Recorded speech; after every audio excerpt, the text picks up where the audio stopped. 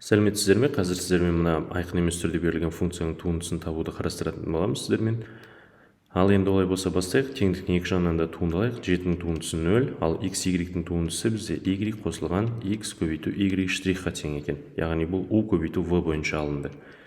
Келесі e-нің x, y дәрежесі көбейтілген не болады? Дәрежесінен алынған туынды. Сонда оның туындысы y қосылған x көбейту y штрих екен.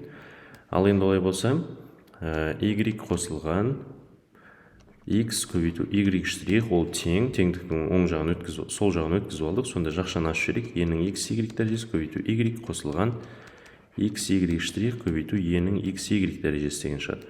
Y штрихтерді теңдіктің сол жағына өткізіп алайық. Сонда мен x көбейту y штрихті жақшаны сыртына шығарып жіберсем, бір азайту e-нің x, y дәрежесі деген шығады. Ал енді келесі y-ті теңдіктің оң жағын өткізіп жақшаны сыртына шығарып жіберейік. Сонда ол e-нің x, y дәрежесі азайту 1 деген шығады екен. Сонымен енді осыдан y штрихті өрнектейтін болсақ, y штрих ол тең y бөлінген x көбейтілген e-нің x, y дәрежесі азайтылған 1, ал бұның бөлімінде 1 азайту e-нің x, y дәрежесі екен. Бұл екеуі қысқаратын болса минус 1 шығады екен. Сонда y штрих деп отырғанымыз минус y бөлінген x-қа тең екен. Сонымен міне айқын емес түрде берілген функцияның туындысын табуды аяқтадық.